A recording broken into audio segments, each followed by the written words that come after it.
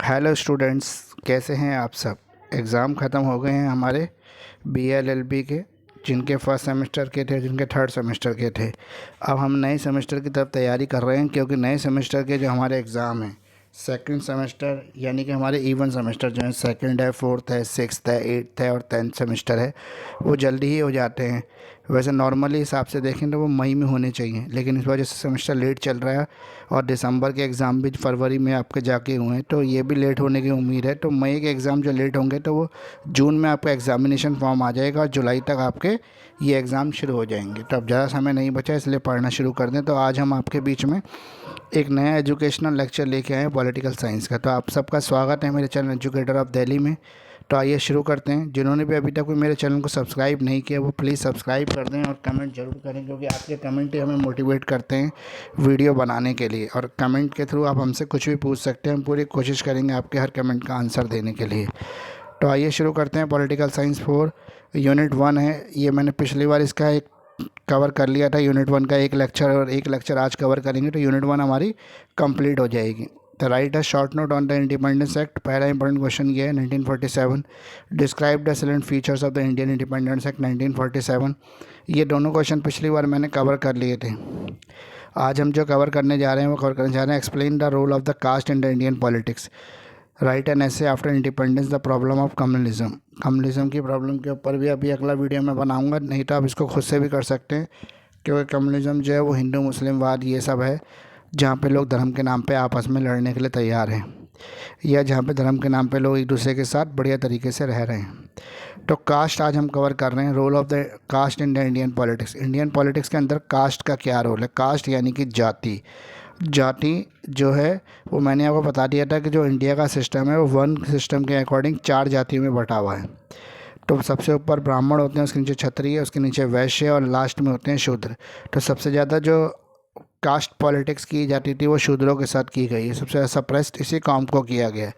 लेकिन अभी हम पढ़ रहे हैं कि आफ्टर द इंडिपेंडेंस, जब कॉन्स्टिट्यूशन ऑफ इंडिया लिखा गया, तब कास्ट की क्या स्थिति है। तो caste in the Indian politics. The discrimination on the ground of the caste is called the casteism. Caste के बेस पर किसी के भी साथ डिस्क्रिमिनेशन करना यानी कि भेदभाव करना, वो कास्टिज्म के अंदर आता है। Social structure of India is based upon the caste system. India का जो सामाजिक दाना बाना है या गठजोड़ है वो कास्ट सिस्टम से ही बना हुआ है।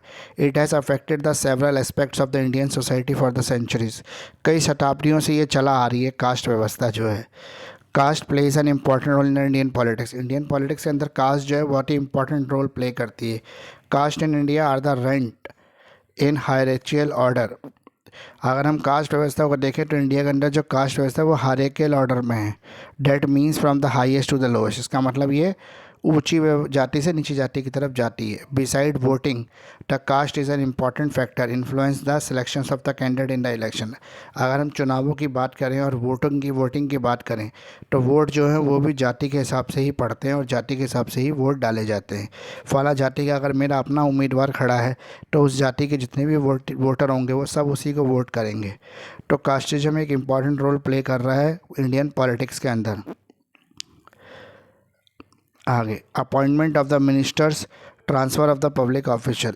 किसी भी मिनिस्टर को अगर बनाना है तो वो भी कास्टिज्म के बेस पर बनाया जाता है। जैसे फला एरिया के अंदर अगर 33% SC ST की आबादी है, तो वहाँ से जो मिनिस्टर लिया जाएगा वो एक SC और या फिर ST का मिनिस्टर लिया जाएगा, यानी कि उनको 33 रिप्रेजेंटेशन दी जाएगी पॉलिटिक्स के अंदर।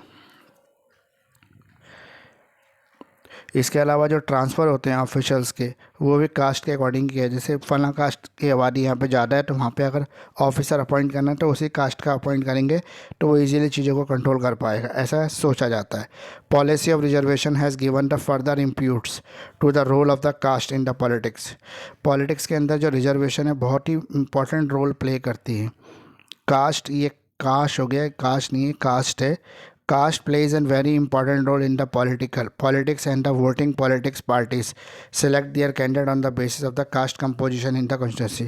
जो भी पॉलिटिकल पार्टी होती है वो जब भी किसी को टिकट देती है, किसी भी विधानसभा कॉन्स्टिट्यूंसी का, तो वो ये देखते हैं कि वहाँ पर जाति का समीकरण क्या है, किस जाति की आबादी ज़्यादा है या किस जाति की आबादी कम है, उसी हिसाब से वहाँ से उम्मीदवार चुना जाता है।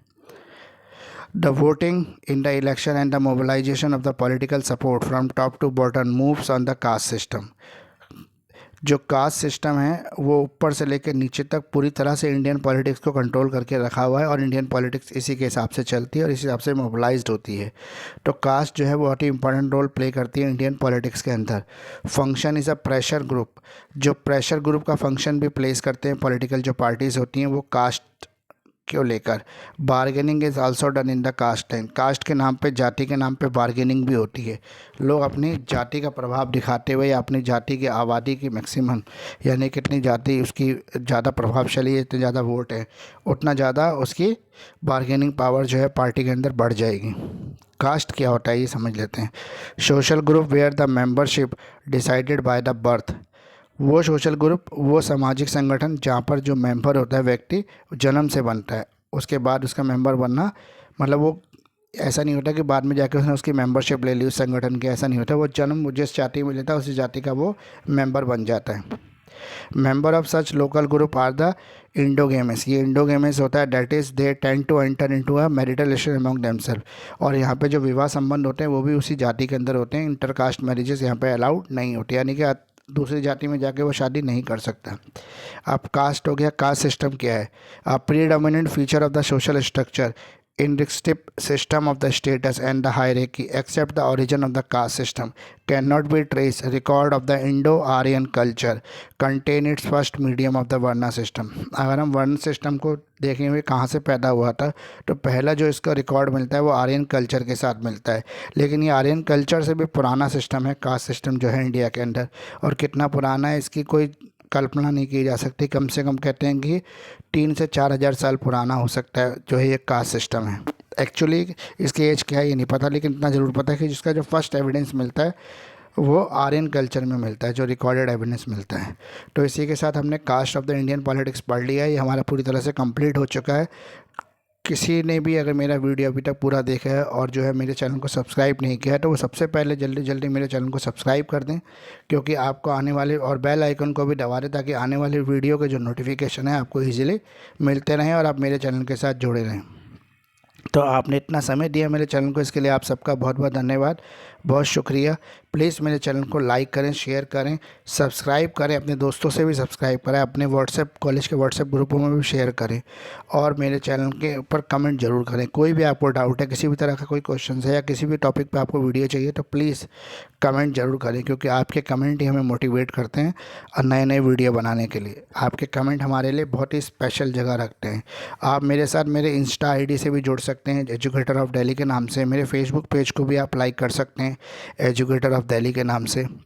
तो हमारे साथ बने रहें, जुड़े रहें। हम ऐसे ही आपके बीच में BLLB से जुड़े हुए लेक्चर्स लाते रहेंगे। Thank you very much.